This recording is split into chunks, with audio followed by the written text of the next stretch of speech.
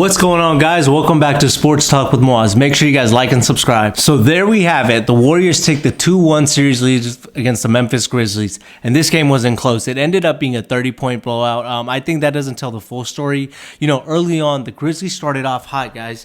They made, I think, 6 3-pointers in the first quarter, and they were up by as much as 10.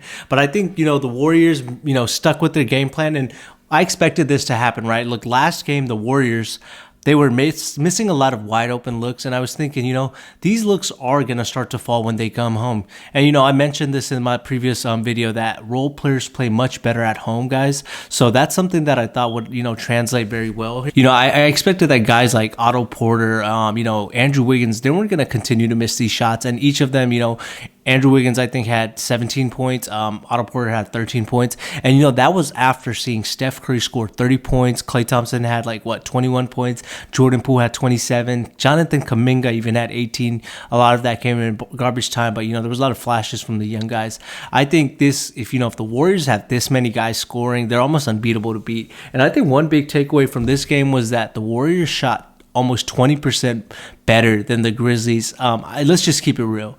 In the NBA, if you're going to shoot 20% better than your opponent, you're not going to lose. And that was the case here. At one point in the first half, the Warriors were shooting around 70%, which was like a playoff, record if they maintained that clip, which they did. And I think they ended up shooting around 63%, which is still amazing.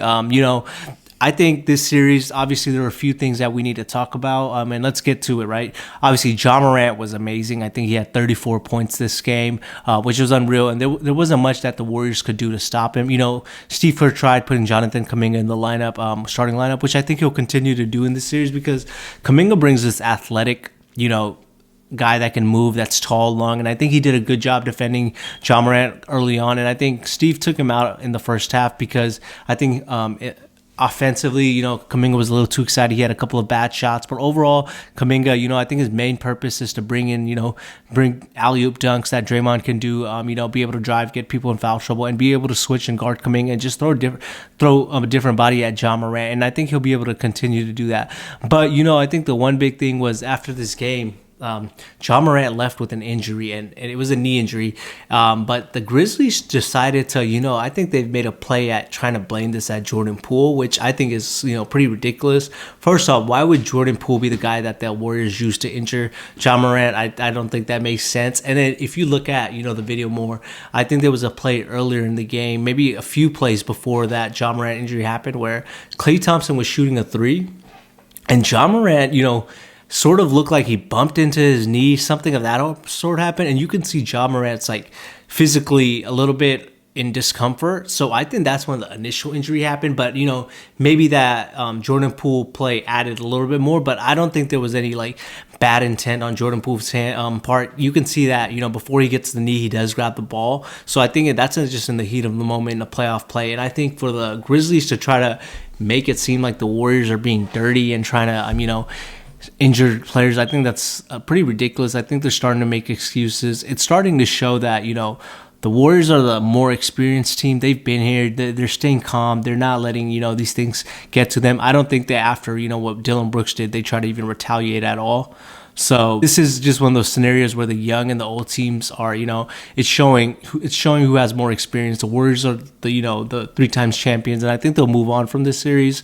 If I had to make a Game 3 prediction, I think it'll be a closer game. But if Ja Morant's not playing, I don't think the Grizzlies have any chance. Obviously, if he's playing, he can take over any game and they can win.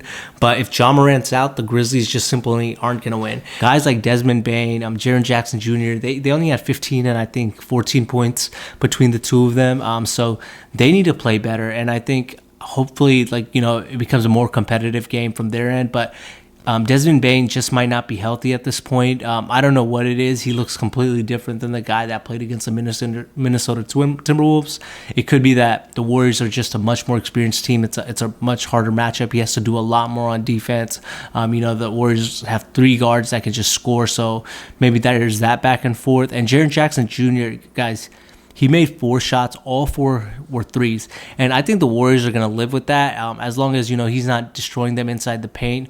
Jaren Jackson, you'll live with him making threes, which he's been making at a high clip in this series. But I think the Warriors are happy with how they're playing defense on him. So my prediction for Game 4 is that the Warriors will win, just because I don't think Ja Morant's going to play. The Grizzlies coach already said that it's very unlikely he'll play and that he's doubtful. So I think that's a big loss. And I think if the Warriors go up 3-1, they're going to go into Memphis and close out the series, because they want to rest, and they understand that playing against a Memphis team, the longer you play, the more physical it's going to get, and the more toll it can take on the team's body. Obviously, that leaves for more injuries to potentially happen. You don't want that to happen. I think the Grizzlies just don't have an answer for their 3 guards. Jordan Poole, I think, can take all of their defenders. Maybe, Dylan Brooks has a better chance the next game, but then that leaves Steph and Clay, and I think the Grizzlies just don't have enough answers for the firepower of the Warriors. If Andrew Wiggins is your 4th or 5th best scoring option in any given night, that's a great 4th or 5th option to have. So let me know what you guys think. Who do you guys think is going to win? Do you think Jordan Poole should be suspended? What do you think? Are the Grizzlies making excuses, guys, or am I just overstating it right here? I think it's a pretty sad look from there on. But yeah, let me know what you guys think. Make sure you guys like, subscribe, share. I'm enjoying doing these, and just comment, and I'll go back and forth with you and make sure to respond. Once again, guys, thank you for watching. Moaz Malik and Moaz Sports out.